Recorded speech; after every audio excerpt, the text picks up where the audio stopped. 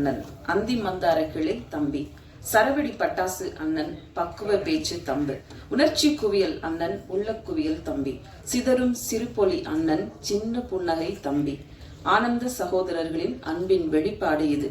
தமிழ் சினிமாவில் இன்னும் பல படைப்புகள் சேர்ந்தே பயணிக்க வேண்டும் என்று வாழ்த்துக்களோடு அழைக்கிறோம் டேவிட் இயக்குனர் ஆதித்யா அவர்களை.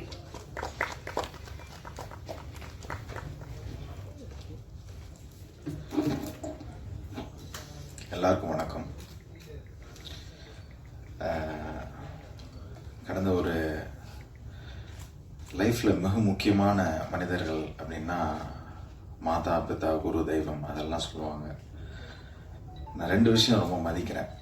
சினிமா ரொம்ப பேஷனேட்டடாக அதை வந்து பார்க்கறதுக்கு கற்றுக் கொடுத்தவர் வந்து என்னுடைய குருநாதர் மிஷ்கின் சார். அதை சிறப்பாக கொண்டு போய் மக்களிடம் சேர்க்கறது வந்து பத்திரிகையாளர்கள். ஸோ நீங்கள்லாம் என்னுடைய ஃபேமிலி. டெவில் ஏன்னா சவரகத்தின்னு ஒரு படத்தை வந்து இன்றைக்கும் சவரகத்தியோடைய டைரக்டர் அப்படின்னு சொல்லி ஒரு பெருமையாக இருக்கிறதுக்கு காரணம் வந்து பத்திரிகையாளர்கள் தான். ரொம்ப நன்றி. எனக்கு இந்த டெவில் படம் வந்து ஆஃப்டர் சவரகத்திக்கு அப்புறம் ரொம்ப வருஷம் கழிச்சு இந்த படம் பண்ணுறேன். சவரகத்திக்கு அப்புறம் ஒரு அதுக்கப்புறம் வந்து ஃபைனான்ஷியலாக நிறையாது எனக்கு வந்து மிஷ்கின் அண்ணா எனக்கு எப்பயுமே என்னோடய குருநாதர் ஹெல்ப் பண்ணிக்கிட்டே இருப்பார்.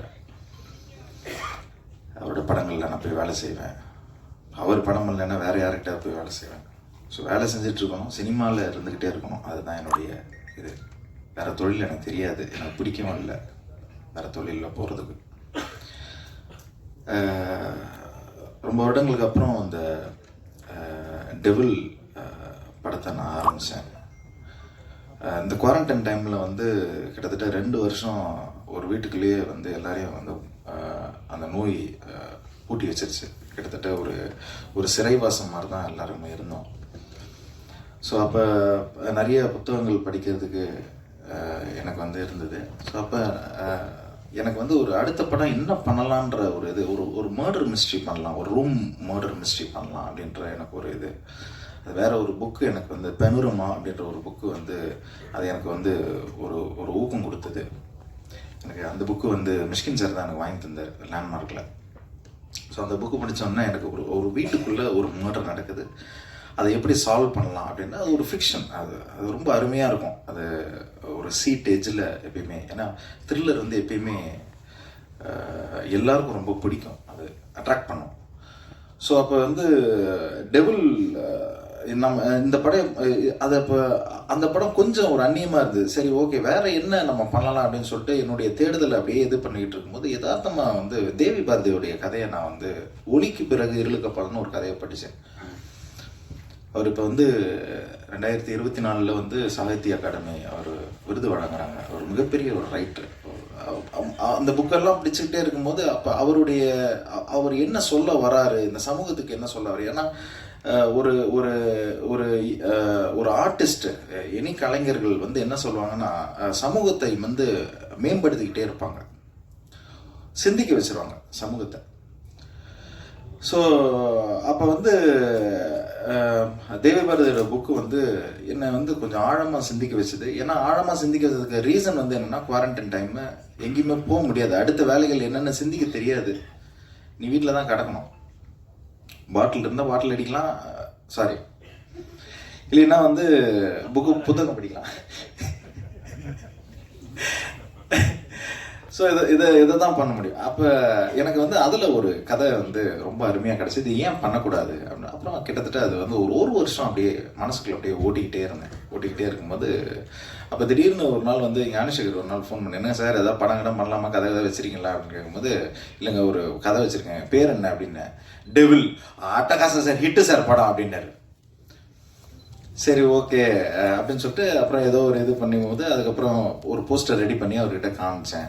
என்ன சார் கதை, இல்லைங்க கதை சொல்கிறேங்க, இந்த கதையை சொன்னால் உங்களுக்கு தெரியாது, அதுக்கு வந்து கொஞ்சம் ஒர்க் இருக்குது அப்படின்னு சொன்னேன். அப்புறம் மிஷ்கின் சார்கிட்ட சொன்னேன், என்னடா அடுத்து பண்ண போகிறேன்னா நான் இந்த மாதிரி தேவி பாரதியுடைய கதையை பண்ண போனால் தப்பிச்சிட்டேன் நான் வந்து.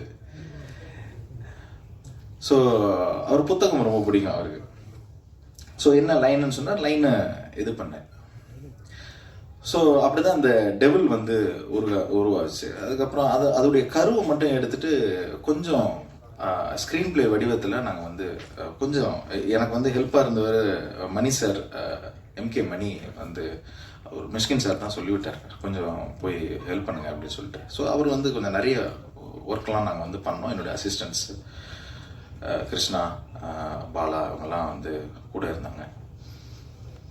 ஸோ இந்த கதை இப்படியே பண்ணிக்கிட்டு இருக்கும்போது அதோடைய டெத்து இன்னும் போக போக இன்னும் ரொம்ப நல்ல நல்ல கதையாக மாறுறதுக்கு நல்ல டைம் இருந்தது அதுக்கு. ஸோ மிக முக்கியமான ஒரு விஷயம் என்னென்னா, நான் வந்து மிஷ்கின் சார்கிட்ட இருந்து இவ்வளோ நாள் வந்து கற்றுக்கிட்ட ஒரு இது என்னென்னா, ஒரு சினிமா என்ன ஒரு மனிதனை பண்ணுது. இப்போ கேளடி கண்ணில் வந்து பார்த்தீங்கன்னா, அந்த அம்மா இறந்து போயிடுவாங்க, அப்பா அந்த குழந்தைய வச்சு வளர்த்துக்கிட்டே இருப்பார். அந்த அம்மா எப்பயுமே அம்மாவை கேட்டுக்கிட்டே இருக்கும். அந்த அம்மாவுடைய காற்று வந்து ஒரு தலகாணிக்குள்ளே இருக்கும். திடீர்னு ஒரு அம்மா வருவாங்க, ஒரு டீச்சர் உள்ளே வந்து அவரோட பழகி என்ன பண்ணுவாங்க, காற்று ரொம்ப கம்மியாக இருக்குது அப்படின்னு சொல்லிட்டு அந்த தலகாணியோடைய காற்று பிடுங்கிடுவாங்க. அது தாங்க முடியாது அந்த குழந்தைக்கு. அப்புறம் வந்து பார்த்தீங்கன்னா, மிக முக்கியமானது வந்து நந்தலாலா. ஒரு மனப்பிறழ்வு இருக்கிறவன் ஒரு குழந்தைய கூட்டிட்டு எங்கேயோ ஊருக்கு தாண்டி போய்கிட்டே இருப்பான். எதுக்கு போறான்னா, இந்த குழந்தை வந்து அவங்க அம்மாவை பார்க்கணுன்ற ஒரு ஆசை. ஒரு கரெக்டாக ஒரு மிட் பாயிண்ட்ல வந்து அவங்க அம்மாவை கண்டுபிடிச்சிருவாங்கன்ற ஒரு ஆடியன்ஸ்க்கெல்லாம் வந்து ஒரு பெரிய ஒரு இதாக இருக்கும். பட் உள்ளே போனோன்னு அந்த அம்மா என்ன சொல்லும், தயவு செஞ்சு இந்த குழந்தைய என்கிட்ட காமிச்சிடாத, இந்த குழந்தைய எங்கேயாவது விட்டு போயிடு. அந்த மனப்பிறழ்வு அடைஞ்ச ஒரு ஆள் இவன் என்ன பண்ண போறான்ற ஒரு அறையும் அந்த அம்மாவை. நான் மனப்பிறழவே இருந்துடுறேன், இந்த மாதிரி ஒரு மக்களை பார்க்கறதுக்கு நான் வந்து செத்தே போகலாம், இல்லைன்னா வந்து அப்படியே நான் ஆஸ்பத்திரிக்கே திரும்பி போயிடலான்ற ஒரு இது.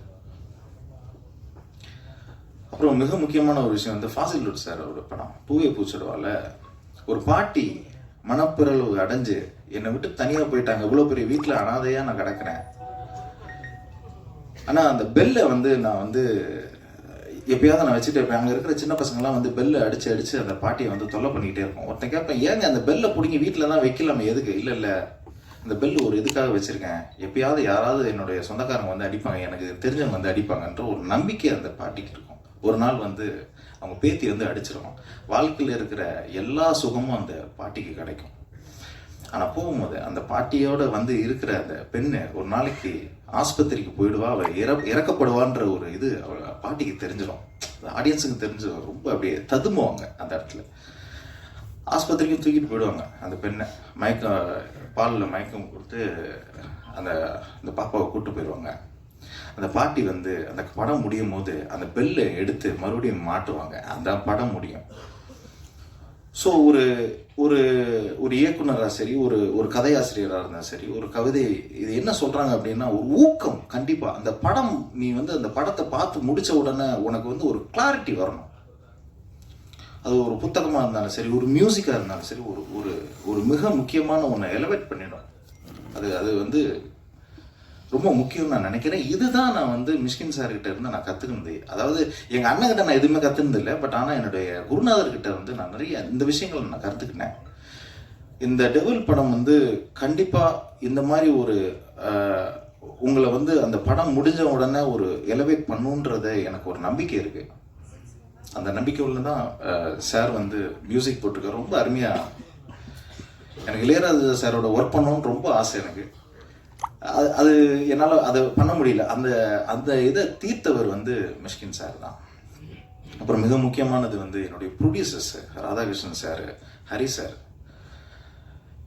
ஏன்னா இந்த மாதிரி படங்கள், நல்ல படங்கள் இதெல்லாம் இது பண்ணுறதுக்கு ஒரு நல்ல ஒரு ப்ரொடியூசர்ஸ் தேவை.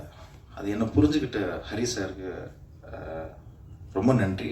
மிக முக்கியமானவர் வந்து நம்ம என்னுடைய நண்பர் ஞானசேகர்.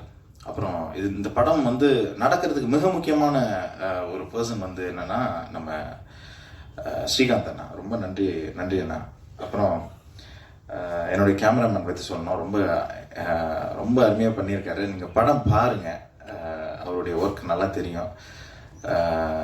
பூர்ணாவுக்கு வந்து ரொம்ப நன்றி சொல்கிறேன். ஏன்னா பூர்ணா வந்து கிட்டத்தட்ட எல்லா படங்கள்லையும் பூர்ணா இருக்கிறேன். ஏன்னா இந்த படம் வந்து எனக்கு எப்படி வரணும் அப்படின்னா ஒரு மௌனராகம் அந்த மாதிரி ஒரு டச்சில் எனக்கு அந்த ஒரு ஃபீலில் இருக்கணும்னு எனக்கு ரொம்ப ஆசை.